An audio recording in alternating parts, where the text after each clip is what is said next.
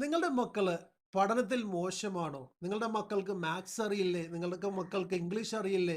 നിങ്ങളുടെ മക്കൾക്ക് ഹിന്ദി അറിയില്ലേ? എന്ന് പറയുന്ന ഒരുപാട് ചോദ്യങ്ങളും ഒരുപാട് പരസ്യങ്ങൾ വരുന്നുണ്ട്. ഇങ്ങനെയുള്ള പരസ്യങ്ങൾ കാണുമ്പോൾ സ്വാഭാവികമായിട്ടും പാരൻസ് ചിന്തിക്കുന്നത് എന്താണ്? ഞങ്ങളുടെ മക്കൾക്ക് കഴിവില്ല എന്നുള്ളതാണ്. അപ്പോൾ സ്വാഭാവികമായിട്ടും അവർക്ക് കഴിവുള്ള വിഷയങ്ങളിൽ കോൺസെൻട്രേറ്റ് ചെയ്യാതെ അവർ ട്യൂഷനും എൻട്രൻസ് കോച്ചിങ്ങിനും ഒക്കെ വിട്ടുകൊണ്ട് അവരെ പീഡിപ്പിക്കുന്ന ഒരു കാഴ്ചയാണ് നമ്മൾ കാണുന്നത്. ഇതിനൊരു മാറ്റം വരണം. നിങ്ങളുടെ മക്കൾ ഏതെങ്കിലും ഒരു വിഷയത്തിൽ പഠിക്കാൻ പിന്നോട്ടാണെങ്കിൽ, അല്ലെങ്കിൽ ഏതെങ്കിലും ഒരു കാര്യത്തിൽ പിന്നോക്കം നിൽക്കുകയാണെങ്കിൽ, നമ്മൾ ചെയ്യേണ്ട ഒരു സിമ്പിൾ സൊല്യൂഷനാണ് ഒരു വർഷം സ്കൂളിൽ നിന്ന് അവരെ പിൻവലിക്കുക. ഒരു വർഷം എന്താണോ അവർ ലാക്കിയെന്നത് അത് സെൽഫ് എക്സ്പ്ലോർ ചെയ്തുകൊണ്ട്, സെൽഫ് കറക്റ്റ് ചെയ്തുകൊണ്ട് പഠിക്കാൻ വേണ്ടിയുള്ള ഒരു സിസ്റ്റത്തിലേക്ക് അവരെ മാറ്റുക.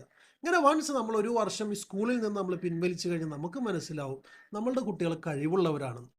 നിലവിലുള്ള സ്കൂൾ സിസ്റ്റത്തിൻ്റെ ഏറ്റവും വലിയ പ്രശ്നം എന്താണ്?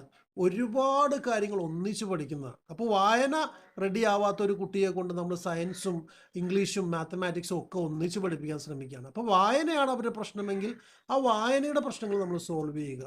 അല്ലെങ്കിൽ റീഡിങ്ങും കോംപ്രിഹെൻഷനും അല്ലെങ്കിൽ ഏതെങ്കിലും ഒരു ഏരിയയിലാണ് അവരുടെ പ്രശ്നമെങ്കിൽ നമ്മൾ ആ ഒരു പ്രോബ്ലം സോൾവ് ചെയ്യാൻ വേണ്ടിയുള്ള ഒരു അവസരം അവർക്ക് കൊടുക്കുക.